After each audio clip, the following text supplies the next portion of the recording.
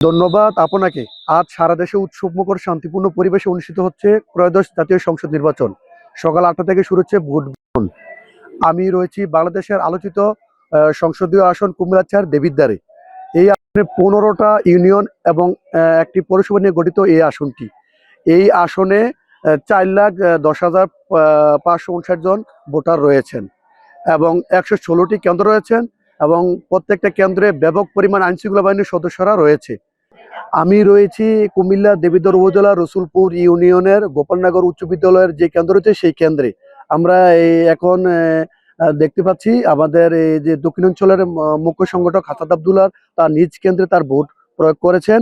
আমরা তার অনুভূতি জানবো। নিয়ে ভোট দিতে এসেছে সকাল থেকেই, আপনারা দেখেন সকাল থেকে লাইন, সকাল 7টা থেকেই মানুষ লাইনে দাঁড়িয়েছে, ভোট দিচ্ছে এবং দীর্ঘদিন ১.৫ দশকেরও বেশি সময় ধরে মানুষ ভোটাধিকার প্রয়োগ করতে পারেনি। একটা আগ্রহ ছিল এবং বিশেষ করে এই জেনারেশন জেড তারা কখনোই ভোট দিতে পারেনি এবং ২০০০ এবং এটা প্রায় আমাদের মানে আমার আসনের অন্তত হচ্ছে ১ লক্ষ ভোটারের নতুন ভোট, ১,৩০,০০০ ভোটারের প্রথম ভোট হচ্ছে আপনার এই ভোটটা। তো সেই জায়গায় একটা আগ্রহ রয়েছে, উৎসাহ রয়েছে। তো বেলা গড়ানোর সাথে সাথে ভোটের যে পরিস্থিতি সেটার কতটা পরিবর্তন হয়, উৎসাহটা আমরা আশা করি সেটা বজায় থাকবে।